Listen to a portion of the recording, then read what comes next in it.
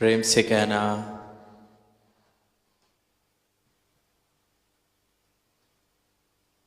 साथ संगत अभी जिक्र सुन रहे हैं कि बस जिस समागम का, वार्षिक समागम का सभी संतों को साल भर इंतज़ार रहता है, वो अब बस लगभग 2 हफ्ते बाद हम समालखा के उन मैदानों में भरपूर रूप से समागम का आनंद ले रहे होंगे। भक्ति में, आनंद में डूबकर वो समय हर एक संत का बीत रहा होगा। अपने संग हम प्रेरणा देकर और भी इस मानव परिवार को वहाँ लाने का प्रयास करते हैं। आज भी इस सत्संग में भी ऐसा प्रयास सभी संतों ने कि ये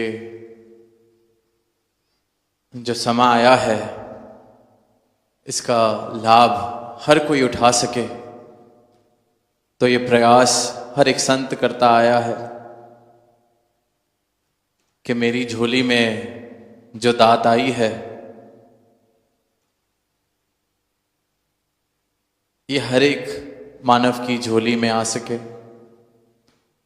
मेरा जन्म मेरे इस मानव जन्म का मूल डल गया है सदगुरु की कृपा से। ऐसे ही किसी और मानव का ये जन्म व्यर्थ ना जाए। अगर मेरे जीवन में इस परमात्मा की कृपा से, सदगुरु की कृपा से रोशनी, प्रकाश का आगमन हुआ है, मेरे जीवन से अंधेरे मिटे हैं, अंधेरी राहें मिटी हैं, अंधेरी राहें जिन पर चलते हुए मैं ठोकर खा रहा था और ये माना बैठा था कि इन ठोकरों के साथ ही इस जीवन को जीना है, इस अंधेरे में ही राजी होना है। इसी प्रकार से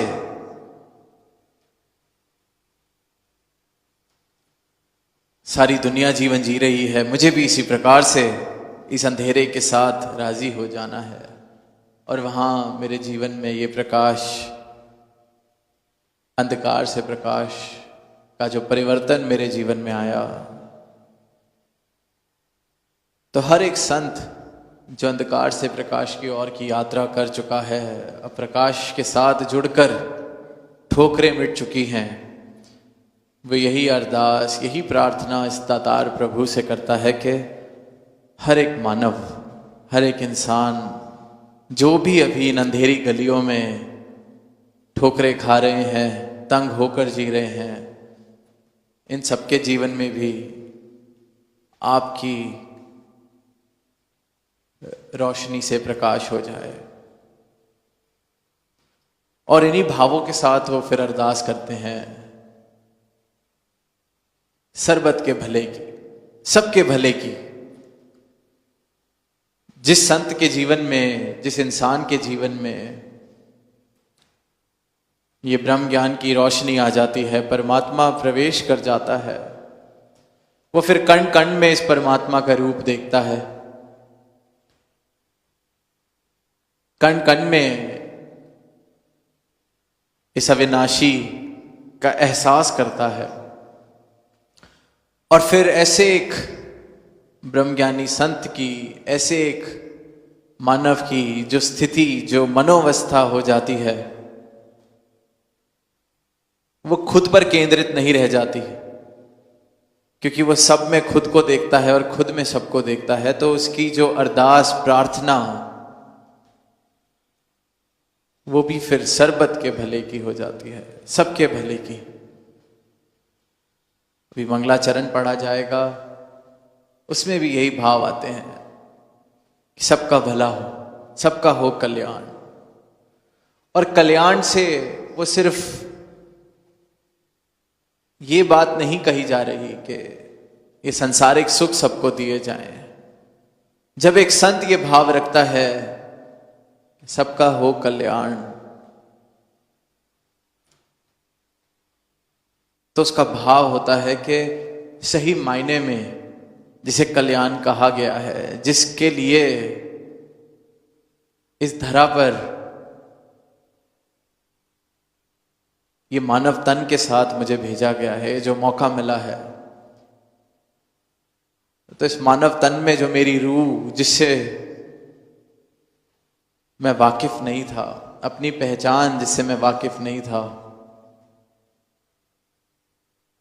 जब ज्योत को परम ज्योत मिली, मुझे मेरी पहचान मिली, आत्म नु परमात्म मिला, तो ये सही मायने में कल्याण है कि जिस कारण ये मानव जीवन मिला वो कारण पूरा हुआ।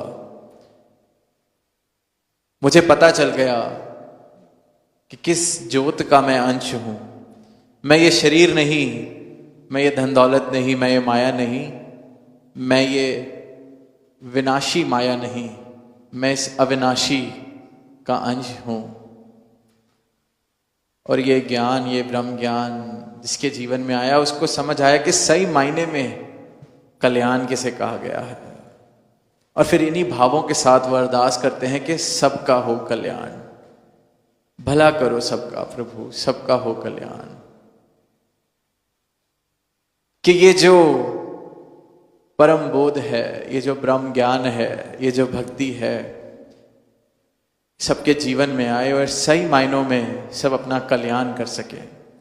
कहीं ऐसा ना हो कि कहने को तो मैं खुद को धार्मिक कहता हूं, कहने को तो मैं हर तरीके से उस परिभाषा में खुद को बांध लेता हूं कि परमात्मा का नाम भी लिया जाता है, विशेष प्रकार के कुछ दिनों पर विशेष प्रकार के कुछ कर्म भी किए जाते हैं, विशेष स्थानों पर जाकर मेरा व्यवहार भी उन स्थानों के अनुसार हो जाता है। किसी दिन कोई विशेष वस्त्र पहन लिए, किसी दिन सर पर कोई तिलक लगा लिया, किसी दिन परमात्मा का नाम लेकर कहीं दान कर दिया, पर मन की मेरी भावना वहीं की वहीं दूरी, नफरत, वैर विरोध वाली। तो सिर्फ नाम ले लेना, दान कर देना, ये धार्मिक होना नहीं कहलाया जा सकता। सब मुबारक है, अच्छे कर्म जितने किए जा रहे हैं बहुत मुबारक है, पर यह बहुत सीमित सोच है कि दिन के चंद लम्हे किसी से परमात्मा का जिक्र कर लिया तो मैं धार्मिक हो गया, दिन के कुछ घंटे किसी के काम आ गए तो मैं धार्मिक हो गया। सही मायने में धार्मिक होना तब समझ आता है जब पल पल में, क्षण क्षण में, कण कण में इस परमात्मा का एहसास मुझे होने लगता है सदगुरु की कृपा से। सही मायने में धार्मिक होना तब है जब मेरे मनोस्थिति में परिवर्तन आता है। सिर्फ शारीरिक रूप से धार्मिक हो जाना धार्मिक होना नहीं है, मेरी मनोस्थिति में परिवर्तन।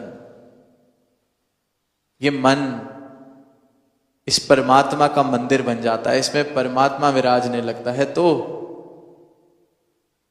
सही मायनों में जीवन धार्मिक, धर्म की तरफ। और धार्मिक होना, धर्म, नाम जितने मर्जी अलग अलग हम ले लें,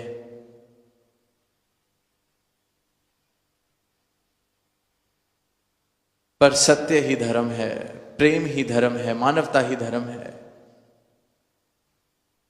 और सत्य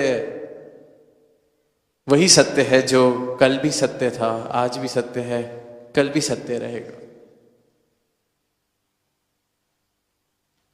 नहीं बदल सकता, 3 काल है सत्य तो। जो यहां भी पूर्ण सत्य है, वहां भी पूर्ण सत्य है। देश के अनुसार, भाषा के अनुसार, स्थान के अनुसार, रंग के अनुसार, खान पान के अनुसार जो बदल नहीं जाता, परम सत्य है। और यही सत्य परमात्मा है। और इसको जिसने सदगुरु की कृपा से अपने जीवन में शामिल कर लिया, इसका बोध कर लिया, सही मायनों में वो भक्ति की राह पर चलकर एक धार्मिक जीवन जीने की शुरुआत करते हैं। और फिर इस एहसास के साथ, इस परमात्मा के एहसास के साथ जब जीवन जिया जाता है, तो फिर मेरी अवस्था, मेरी मनोस्थिति में भी परिवर्तन होना शुरू होता है। जो दीवार, दूरियां, भेदभाव वाली नजर है, वो बदलने लगती है। क्योंकि भेदभाव दिखने खत्म होने लगते हैं जब सदगुरु की आंख से मैं इस संसार को, इस दुनिया को देखने लगता हूं। तो जैसे दास ने पहले भी कहा कि फिर खुद में सबको और सब में खुद को, क्योंकि जिस ज्योत का मैं अंश, उसी ज्योत से ये सारा ही संसार उपजा है, इस बात का बोध हो जाता है, इस बात का एहसास हो जाता है। फिर ये कोई किताबी बात नहीं रह जाती। तू कहे कागज की लिखी, मैं कहूं आंखन की देखी। ये कागज की बात नहीं, आंखों की बात, दर्शन की बात। इसलिए सतगुरु पहले कहते हैं कि देख ले, जान ले। सिर्फ बातों तक सीमित तो सारी दुनिया ही बातें कर रही है। सारी दुनिया, बातों की कोई कमी नहीं, लेख की कोई कमी नहीं, पर आंखों से दर्शन, फिर जीवन में इस परमात्मा के पल पल में दर्शन। शुरुआत ही दर्शन से, ये परोपकार सतगुरु करते हैं। शुरुआत ही, ये नहीं कि इतने साल, इतना तप, इतना त्याग, इतने साल के बाद भी कोई गारंटी नहीं कि दर्शन होंगे कि नहीं। अक्सर इंसान इसी भ्रांति में रहकर शुरुआत ही नहीं कर पाता। सदगुरु कहते हैं कि शुरुआत ही दर्शन से। शुरुआत ही तुम्हारी झोली में इस विराट का ये स्वरूप डाल दिया। अब भक्ति की राह पर चलते हुए इसके साथ एकमिक हो जाने का प्रयास हर एक भक्त फिर करता चला जाता है।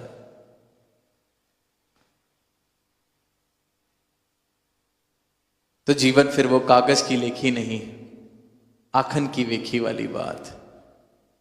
फिर ये नहीं कि सिर्फ शारीरिक तल पर मैं धार्मिक हूं, कि हाथ में मन का फेरा जा रहा है पर हृदय में प्रभु के लिए प्रेम नहीं।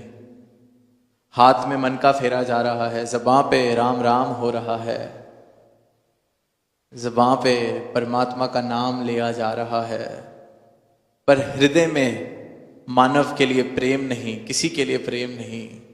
तो फिर कबीरदास जी ने इसलिए कहा कि कर का मन का डार दे, मन का फेर। कि जब तक मन में, हृदय में परमात्मा नहीं बस जाता, प्रेम नहीं बस जाता, फिर ये शारीरिक तल पर तो जो मर्जी कर लिया जाए, उससे बात नहीं बनती। तो इन्हीं शब्दों के साथ दास सतगुरु से यही अरदास कि हर एक मानव सही मायने में इस परमात्मा को जानकर, इस भक्ति की राह पर सही मायनों में इस जीवन का कल्याण कर सके। साथ संगत जी प्रेम से कहना।